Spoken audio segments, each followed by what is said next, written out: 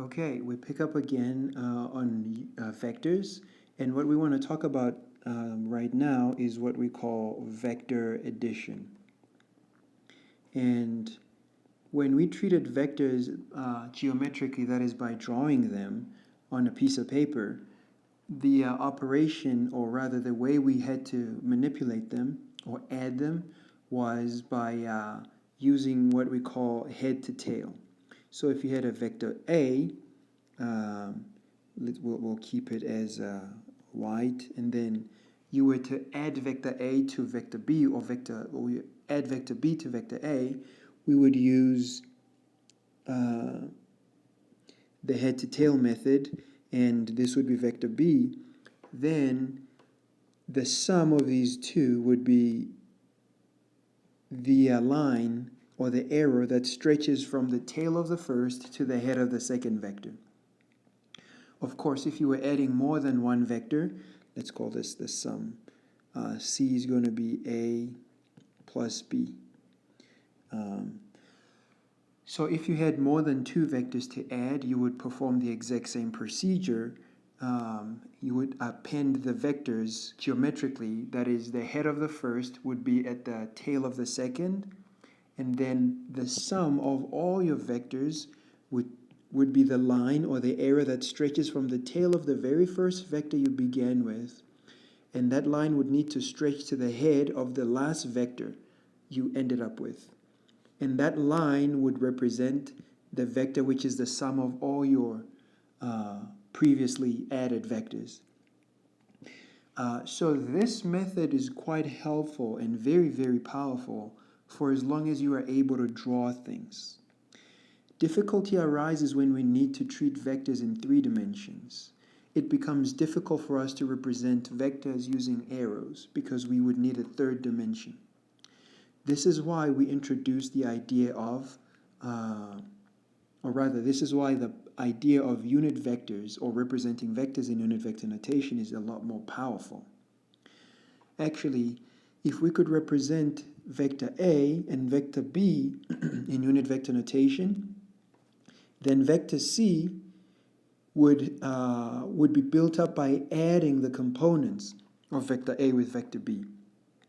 Let's see how this works. So in principle, vector A can be written in terms of its components. Let's say its components are A sub x.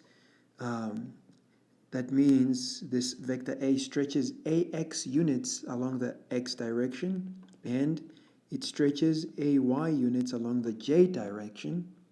And let's add a 3rd dimension and say it stretches AZ units along the k hat direction. And let's suppose also vector B is the same can be said of it. That is, vector B can be written in terms of its components. Those are bx I hat, by j hat, plus bz k hat.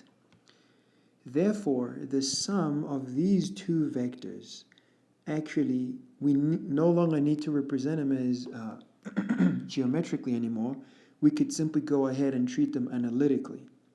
That is, the sum of vector A with B is simply going to be the x component of A is going to be added to the x component of B, and the y component of A will be added to the y component of B, and the z component of A will be added to the z component of B.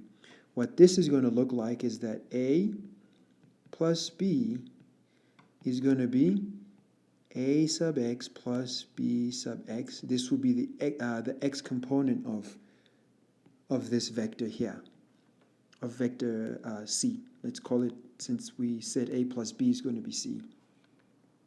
And the y component, the same would be true. It's that the y component of A would be added to the y component of B, and this would be the y component of this new vector. And then finally we would have, maybe for the sake of space, let me cut this out. Then finally we would have that the z component of A would be added to the z component of B, and that will constitute the z component of this new vector C. what we immediately notice, although it was something which was always true, but now it's even more apparent, is that whenever you add two vectors, oops, not the highlighter, whenever you add two vectors, you always get a vector. So I added two vectors. A had an I hat component, a j hat component, and a k hat component. The same with B. It had an I hat, j hat, and a k hat. After we added them, the thing that we obtained also had an I hat, a j hat, and a k hat. So we say vector addition does not, vectors produce vectors. The addition of vectors always produce vectors. And notice in particular, it doesn't matter. The order of addition doesn't matter. We could have first added B to A. The same would have been true. That is, if we had begun this way, we would have ended up with the same thing. This would have given us that whole row. We would have obtained the exact same thing. So by this, we mean vector addition is commutative. Vector addition is commutative. So that means you can swap the order around, it won't matter. And the same is true for subtraction. Here we have demonstrated addition, but subtraction is exactly the same. If I was subtracting vector B from vector A, let's use technology to our advantage. Suppose I had, let me copy that and paste it over there. So suppose I were interested in the difference of vector A with B. So I could do that and call this, let's say, vector D. Let's call this vector D bar. Therefore, what we would obtain here is that these components would be subtracted from one another rather than being added. So we would obtain something like this. And the same would be true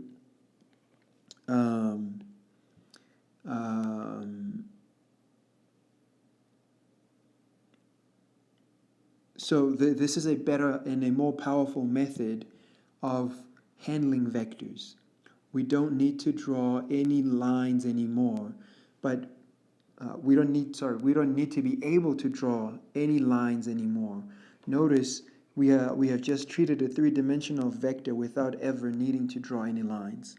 So this approach of handling vectors is a lot more powerful. We call it the analytical approach, or if you like, it's called vector algebra. Okay, so we will continue next with how to handle vectors, especially when it comes to multiplying vectors. Okay, see you in the next video.